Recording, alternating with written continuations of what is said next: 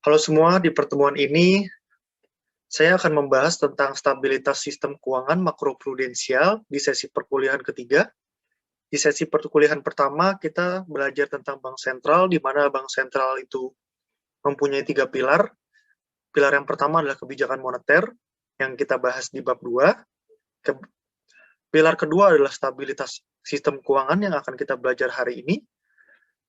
Lalu pilar ketiga adalah stabilitas sistem pembayaran yang tidak kita bahas di pertemuan kali ini. Saya ingin memulai dengan cerita nyata tentang krisis keuangan global tahun 2008-2009, di mana ini adalah pelajaran yang sangat berharga untuk seluruh pemangku industri keuangan dan juga kita-kita mahasiswa ekonomi. Krisis ini bermula dari relaksasi moneter yang dilakukan oleh Bank Sentral Amerika, yaitu The Fed, yang memicu banyaknya kredit pembelian rumah. Jadi, kita bisa lihat ya, di tahun 2007 dan 2008 ini mulai terjadi yang namanya downtrend, penurunan suku bunga acuan, yang dilakukan oleh The Fed, di mana penurunan suku bunga ini memicu terjadinya real estate bubble, yang bermula dari yang awalnya adalah low interest rate. Selanjutnya adalah banyak peminjam orang yang belum punya rumah di Amerika Serikat itu jadi tertarik untuk membeli rumah, karena saat itu harga biaya untuk membeli rumah itu kecil, bunganya kecil, jadi banyak KPR, hingga harga rumah itu menjadi naik karena banyak yang mau beli dan banyak sekali permintaan terhadap orang-orang yang belum punya rumah. Akhirnya, karena harga yang tinggi itu, banyak bank-bank atau institusi keuangan itu saat itu tertarik untuk memberikan kredit kepemilikan rumah, KPR. Karena kolateralnya itu, yaitu sertifikat rumahnya itu harganya saat itu mahal. Namun, kebijakan dari bank-bank itu memberikan kreditnya itu tidak dilakukan secara baik. Banyak peminjam-peminjam itu yang mendapatkannya padahal dia itu tidak layak secara ekonomi, secara kalkulasi keuangan orang-orang itu tidak layak.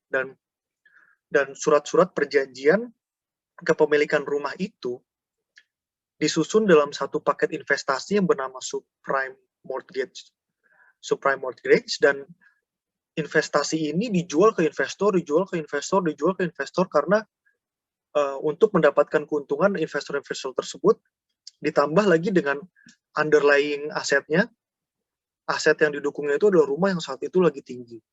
Nah, akibat dari aksi penjualan subprime mortgage itu, di mana peminjam kontrak-kontrak underlying yang ada di subprime mortgage ini tidak berkualitas, banyak peminjam yang tidak layak, jadilah yang namanya real estate bubble crash, karena tidak terkendali, harganya itu tidak terkendali, jadi seperti bubble, dia membesar, lalu dia crash. Akhirnya adalah harga rumahnya itu turun, jadi kolateral yang begitu sangat didambakan bank-bank, yang tadinya kolateral rumahnya itu harga tinggi, menjadi sangat-sangat murah, sangat-sangat terjatuh. Sementara loan value yang untuk membiayai rumah-rumah itu tidak berubah. Jadi banyak sekali gagal bayar yang diakibatkan oleh peminjam-peminjam yang tidak berkualitas tadi. Disinilah timbul kekacauan keuangan global yang berefek kepada dunia. Ini adalah kira-kira gambaran dari suramnya saat itu, bermula dari instrumen investasi yang bernama subprime mortgage, berefek kepada mortgage company. Mortgage company adalah perusahaan yang memberikan KPR-nya. Perusahaan yang memberikan KPR, pasti dia bekerja sama dengan bank untuk pembiayaannya. Karena subprime mortgage-nya hancur, harga rumahnya jatuh, lender juga pasti rugi karena kolateralnya itu adalah rumah. Jaminan dari kreditnya itu adalah rumah. Sementara rumahnya itu harganya jatuh. Industri properti, home builder itu juga anjlok dan suram. Berefek kepada market, lalu berefek kepada US ekonomi, dan berefek kepada world economy secara keseluruhan. Ini adalah contoh dari kegagalan sistem keuangan, efek domino yang membuat krisis keuangan global, di mana kehancuran sistem keuangan ini adalah pelajaran yang sangat berharga dan tidak boleh terjadi lagi setelah tahun ini. Nah, ini adalah tujuan pembelajaran dari sesi 3. Yang pertama adalah kita untuk memahami pentingnya stabilitas sistem keuangan untuk bisa mencegah terjadinya krisis seperti 2008-2009 tadi. Lalu kita belajar tentang lembaga-lembaga yang berperan untuk mengawal stabilitas keuangan. Lalu kita belajar mengenai instrumen-instrumen apa saja untuk menjaga stabilitas keuangan. Kebijakan moneter juga memiliki instrumen-instrumen yang sudah kita bahas di pertemuan 1 dan 2. Itu kita tidak akan bahas lagi di sesi ini. Lalu kita akan belajar tentang inklusi keuangan dan keterlibatan BI di forum internasional. Pertama, latar belakang. Jadi, mengapa bisa terjadi krisis keuangan di tahun 2008-2009? Latar belakang konsepnya adalah karena adanya market imperfection. Market imperfection ini kita sudah belajar di ilmu ekonomi mikro, namun di pembahasan kali ini kita spesifik ke financial market, bukan market secara general. Jadi ini adalah ketidaksempurnaan pasar, asymmetric information, agency problem, moral hazard, yang menyebabkan excessive risk-taking behavior, ini adalah kata kuncinya, di sistem keuangan. Jadi kira-kira seperti ini. Ini adalah siklus keuangan, siklus bisnis, siklus perekonomian yang sudah kita bahas di pertemuan 1 dan 2, di mana ada siklus yang namanya boom, ada siklus yang namanya downsize atau burst. Tujuan dari adanya bank sentral dan kebijakan moneter, kebijakan stabilitas keuangan agar naik turunnya cycle ini tidak terlalu besar. Seperti contohnya adalah gap ini ya. Lalu gap ini. Sehingga garis yang berwarna biru ini adalah desired economic cycle. Maksudnya adalah seperti ini. Karena ketika terjadi economic upsize boom ini, ada kecenderungan untuk institusi keuangan atau perbankan mengambil risk-taking behavior yang berlebihan. Contohnya adalah seperti ini, seperti di slide yang kurva yang di kiri. Bagaimanapun kondisi perekonomiannya, pasti akan ada yang namanya bad creditor and good creditor. Bad bank and good bank. Maksudnya adalah seperti ini. Akan ada institusi keuangan atau bank-bank yang tertarik dengan bunga yang resikonya tinggi. Suku bunga yang tinggi karena resiko peminjamnya itu tinggi. Resiko peminjamnya tinggi, jadi resiko gagal bayarnya tinggi. Nah, good creditor juga, sementara ini adalah good creditor yang dia memberikan bunga dengan rendah, tapi dengan resiko yang terukur. Idealnya, bank itu memberikan volume kredit sesuai di garis demand. Garis yang berwarna merah. Tetapi pada saat ekonomi sedang boom, ada optimisme yang berlebihan bahwa kondisi itu akan terus naik. Sehingga baik bad creditor maupun good creditor akan memberikan kredit melebihi garis demand ini.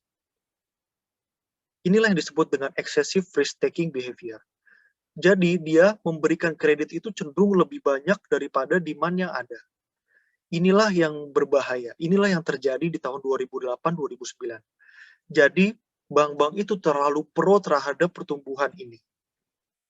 Pro terhadap siklus ini. Sehingga terjadi saat itu disupport dengan Bank Indonesia yang melakukan relaksasi moneter, maaf Bank Sentral, The Fed maksudnya, yang melakukan relaksasi moneter, sehingga terjadi yang namanya real estate bubble. Jadi boomnya ini tidak terkendali, dan kreditor itu cenderung memberikan kredit itu lebih daripada demand-nya. Sehingga ada yang namanya excessive risk-taking behavior. Nah, bagaimana dengan kondisi downsize ini, kondisi burst? Biasanya, bank-bank itu, baik bad creditor maupun good creditor, itu akan memberikan kredit itu di area yang di bawah demand. Di area sini. Jadi ini juga tidak boleh. Ini juga tidak boleh. Sebisa mungkin itu, kredit itu mendekati angka demand. Tidak terlalu jauh ke atas, tidak terlalu jauh ke bawah. Karena apabila pada saat kondisi downsize ini, kita memerlukan banyak uang beredar di pasar. Sehingga kalau dia memberikan kredit itu di daerah sini, maka uang yang beredar itu akan jadi tidak banyak. Pesimisme yang berlebihan. Gitu. Ini adalah contoh dari situasi upsize, situasi downsize yang terjadi di ekonomi di seluruh dunia. Di mana pada saat situasi boom, ada kecenderungan bank-bank institusi keuangan itu bermain di daerah sini. Dia memberikan volume kredit yang excess, yang lebih daripada kapasitas yang seharusnya. Lalu pada situasi, ini situasi A ya, situasi A. Lalu pada situasi B, banyak sekali bank-bank yang itu takut memberikan kredit. Jadi dia ada di area sini. Nah, tugas Bank Indonesia dan lembaga keuangan lainnya adalah mengawal bagaimana behavior dari para pelaku keuangan ini bisa terkendali sehingga menciptakan desired economic cycle. Desired economic cycle ini adalah kalau dari sisi pemberi kredit itu bisa bergerak terus di demand di garis yang berwarna merah ini. Seperti itu. Latar belakang selanjutnya adalah fluktuasi makroekonomi. Ini yang sudah secara singkat saya jelaskan sebelumnya. Jadi pada saat situasi ini, adanya optimisme yang berlebihan.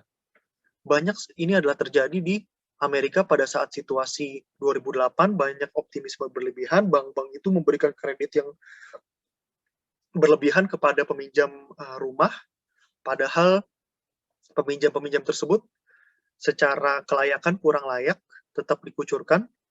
Jadi kreditnya berlebihan, resiko di sektor keuangan itu menjadi besar. Karena banyak sekali utang-utang KPR saat itu. Nah, ini harus diredam.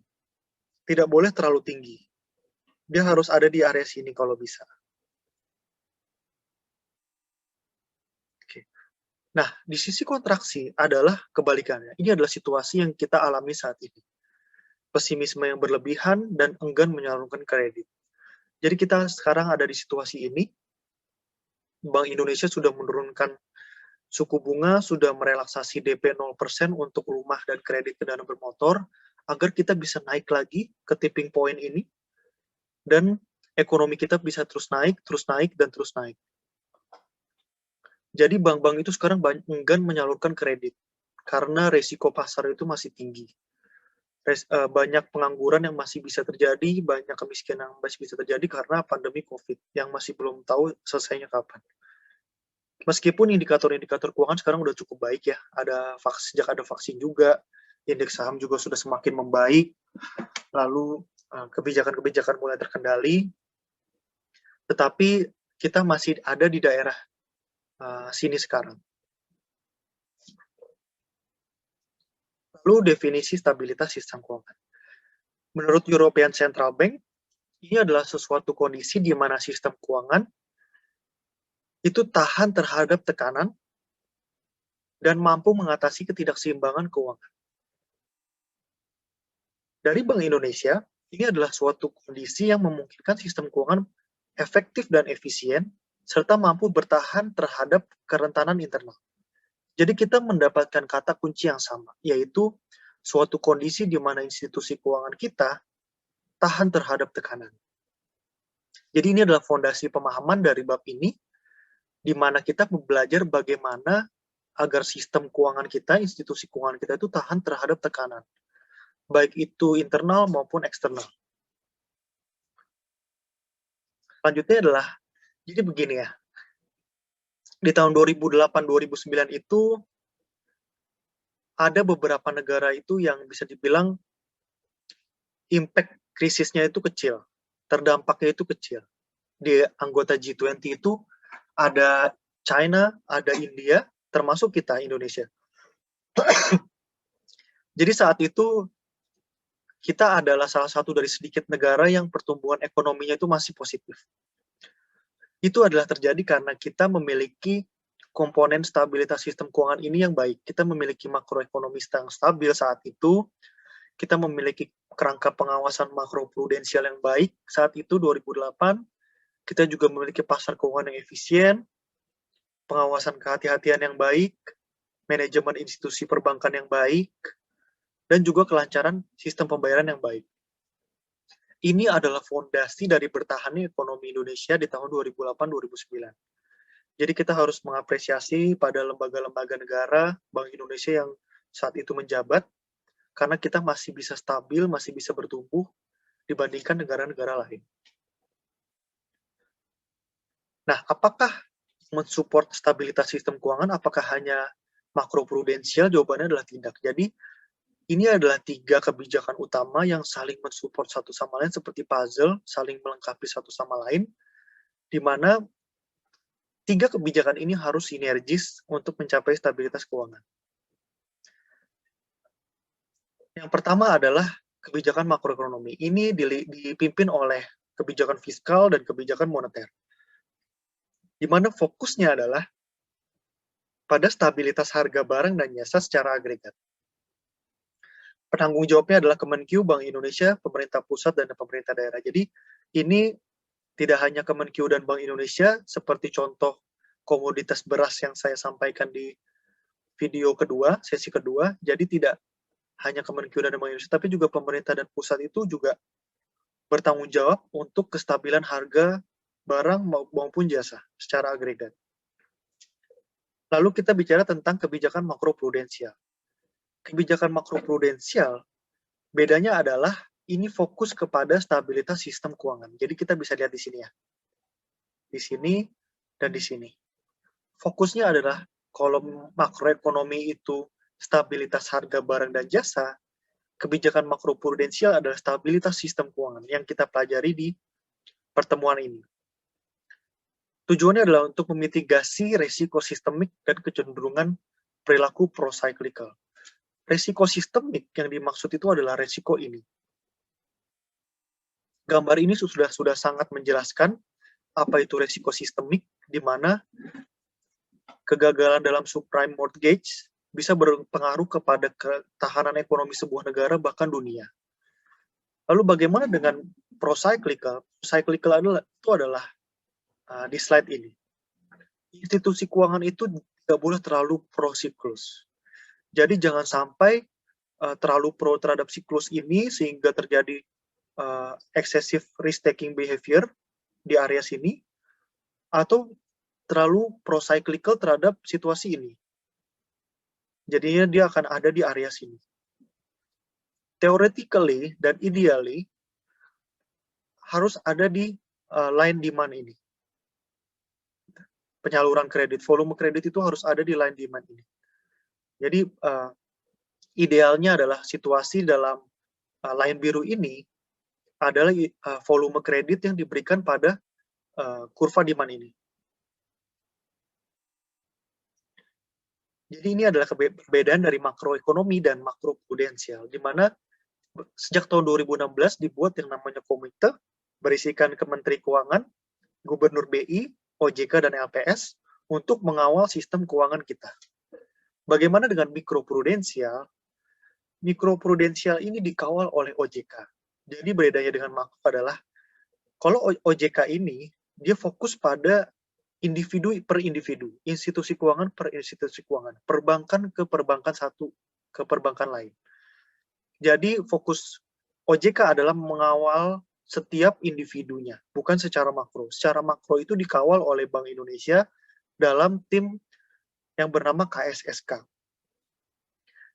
Jadi itu adalah perbedaan wewenang antara BI dan OJK. OJK itu hanya mengawasi dari level individu, baik secara harian, mingguan, maupun bulanan, baik maupun tahunan.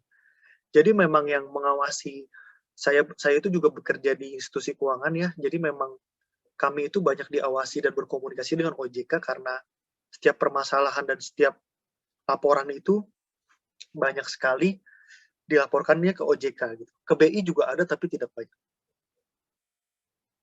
Ini adalah fondasi pemahaman dari materi ini setelah definisi dari kebijakan stabilitas keuangan tadi. Jadi ini sangat penting untuk dipahami, untuk memahami materi chapter ini. Lalu sekarang kita bicara instrumennya. Sebelumnya di pertemuan kedua kita membahas tentang instrumen kebijakan moneter. Kebijakan moneter itu memiliki beberapa instrumen dan instrumen itu berbeda perlakuannya ketika ekspansi dan ketika kontraksi. Jadi ketika ekspansi, ketika kontraksi itu perlakuannya beda ya. Ini adalah ekspansi, ini adalah kontraksi. Yang pertama adalah counter cyclical buffer. Ini adalah tambahan modal bank yang difungsikan sebagai penyangga buffer untuk mengatasi kerugian akibat excessive credit growth. Jadi, berdasarkan peraturan Bank Indonesia, buffernya itu adalah dari 0% hingga 2,5% dari aset yang beresiko. Pada saat ekspansi, pada saat di kondisi ini, solusinya adalah, atau tindakan yang dilakukan adalah tingkatkan buffer. Mungkin ini bisa mendekati 2,5% kalau berdasarkan peraturan BI sekarang. Pada saat kontraksi, ini kita bisa mendekati 0% kebijakan buffernya. Sejak dikeluarkan peraturan ini tahun 2015, buffernya itu selalu 0%. Jadi kebijakan ini dikeluarkan setiap 6 bulan, dan sejak pertama kali dikeluarkan itu ada di 0%. Jadi memang karena ekonomi kita itu sebelum COVID itu belum mencapai puncaknya, belum mencapai di daerah-daerah sini ya, masih di daerah-daerah sini, jadi belum booming-booming banget. Jadinya kita belum menaikkan buffer tersebut. Instrumen kedua adalah loan to value ratio. Loan to value ratio kira-kira seperti ini. Apabila LTV-nya 100%, maka apabila kita membeli rumah, itu DP-nya itu 0%. Sementara bank menanggung 100%. Ini adalah apabila rasionya adalah 100%. Ini 0 ya, DP-nya 0%. Saat ekspansi, LTV harus dinaikkan. Jadi misalnya adalah LTV 80%, sehingga DP yang harus dibayar kita adalah 20%. Jadi jangan sampai kredit rumah itu dipermudah pada saat kita itu lagi ekonomi saat boom seperti ini. Harus dipersulit karena untuk mengantisipasi house bubble crash yang seperti terjadi di tahun 2008-2009 di Amerika. Saat itu ekonomi sedang boom, tapi malah dilakukan relaksasi moneter.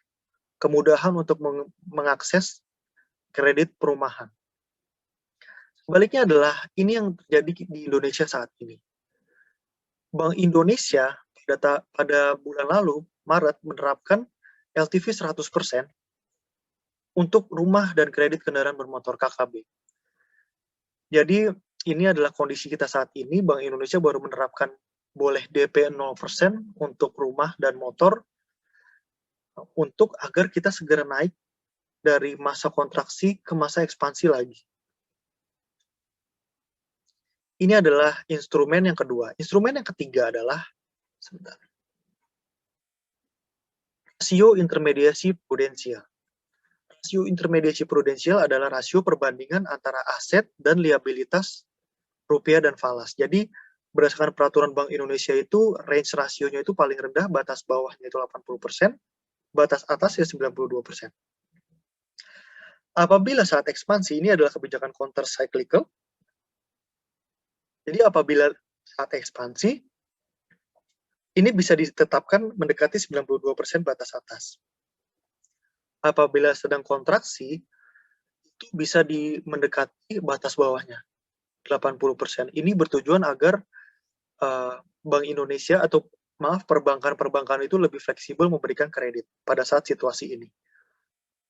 Yang ketiga adalah keempat adalah penyangga likuiditas makro prudensial. Ini mirip dengan rasio cadangan kas yang kita bahas di bab 1, bab 2. Bedanya adalah ini rasio cadangan minimum untuk surat berharga dalam rupiah. Jadi bukan dalam kas, tapi dalam bentuk surat berharga dalam rupiah. Apabila dalam kondisi ekspansi, bank-bank itu diwajibkan untuk meningkatkan cadangan. Sehingga cadangan-cadangan itu bisa mengabsorb risiko kredit yang berlebihan. Jadi ini untuk meningkatkan ya. Ketika ekspansi itu cadangan itu harus ditingkatkan. Jadi kredit yang diberikan itu lebih dibatasi. Pada saat kontraksi seperti Indonesia saat ini dan juga kebanyakan negara di dunia, cadangan likuiditas itu boleh diturunkan agar bank-bank itu lebih tertarik untuk menyalurkan kredit dan juga dengan bunga yang menarik. Ini adalah instrumen-instrumen kebijakan makro prudensial untuk mengawal sistem keuangan kita. Lalu kita bicara tentang keuangan inklusif. Jadi kira-kira seperti ini. Kita bab 1, bab 2, bab 3 ini mempelajari tentang produk keuangan, kebijakan keuangan, dan memanage keuangan itu seperti apa gitu. Di dalam hal ini di perbankan dan industri keuangan. Tapi pertanyaan yang paling mendasar adalah, apakah semua masyarakat di Indonesia ini sudah mendapatkan akses terhadap keuangan-keuangan tersebut? Di slide inilah akan kita bahas. Jadi inklusi keuangan adalah hak bagi kita semua untuk memiliki akses terhadap produk keuangan. Dalam hal ini adalah produk perbankan seperti yang kita punya ATM, internet banking, kartu debit, kartu kredit, ada juga asuransi, investasi, dan fintech. Gitu. Dan menurut OJK, inklusi keuangan kita di tahun 2019 ada di angka 76%. Jadi, 76% dari masyarakat di Indonesia itu sudah memiliki akses ke keuangan. Sementara masih ada 14% dari kita itu yang tidak melek keuangan dan tidak melek produk keuangan. Literasi keuangan itu tingkatannya lebih tinggi lagi. Ini adalah tentang pengetahuan dan keterampilan terhadap produk keuangan. Yang mengetahui dan terampil terhadap produk keuangan itu baru di tahun 2019 itu baru 38%. Ini itu yang kasarnya itu yang mengerti tentang transfer lewat internet banking, yang mengerti tentang mengoperasikan produk-produk keuangan, itu baru 38%. Sementara kalau bicara aksesnya saja, itu sudah 76%. Ini tentu kemajuan dari tahun 2013, kita bisa lihat ya, baru 59% masyarakat di Indonesia itu memiliki akses terhadap produk keuangan. Nah, siapa yang bertanggung jawab dan siapa yang terlibat untuk mencapai dan meningkatkan angka-angka ini? Ini adalah pihak-pihaknya. Jadi tidak hanya Bank Indonesia, tidak hanya otoritas jasa keuangan, tapi juga pemerintah pusat, pemerintah daerah, pihak swasta, terutama bank-bank, lalu ada akademisi. Jadi pihak-pihak ini harus terlibat, harus berkolaborasi agar masyarakat kita itu melek keuangan. Masyarakat itu memiliki akses terhadap keuangan dan mau menggunakan produk-produk perbankan. Ini harus bisa dikolaborasikan ke seluruh Indonesia, di pelosok-pelosok, di desa-desa, agar inklusi keuangan kita itu bisa terus naik. Ya. Inklusi keuangan kita terus naik, literasi keuangan kita bisa terus naik. Sehingga semuanya itu melek keuangan, melek perbankan, sehingga pendataan itu akan lebih mudah dan segalanya lebih mudah. Ini adalah salah satu komponen tujuan dari stabilitas sistem keuangan. Jadi, sistem keuangan itu bisa baik apabila masyarakat kita itu teradministrasi dengan baik. Teradministrasi dengan baik itu bisa melalui transaksi keuangan yang dilakukan. Terakhir kita bicara tentang koordinasi Bank Indonesia dengan pihak lain. Jadi di kebijakan moneter, kita sudah bahas koordinasi antara Bank Indonesia, pemerintah pusat, pemerintah daerah untuk mengendalikan inflasi dan mencapai inflation target. Sekarang kita akan bicara koordinasi Bank Indonesia untuk stabilitas sistem keuangan. Jadi berdasarkan Undang-Undang Nomor 9 Tahun 2016, didirikan yang namanya satuan atau komite untuk menjaga stabilitas keuangan, sistem keuangan. Bank beranggotakan Kementerian Keuangan, Bank Indonesia, Lembaga Simpanan Pinjaman (LPS), dan OJK. Ini adalah badan-badan lembaga-lembaga yang bertanggung jawab untuk bisa mencapai stabilitas sistem keuangan di Indonesia. Koordinasi eksternal juga dilakukan oleh Bank Indonesia di forum internasional, yaitu dengan FSB, Financial Stability Board, dan juga Basel Committee on Banking Supervision. Bank Indonesia meskipun independen tetap harus koordinasi dengan berbagai pihak agar tujuan ekonomi di sebuah negara itu tercapai, dan ini adalah bentuk koordinasi-koordinasi yang dilakukan. Sekian penjelasan dari saya. Apabila ada pertanyaan bisa dikirim melalui email ini. Segala kekurangannya mohon maaf. Terima kasih.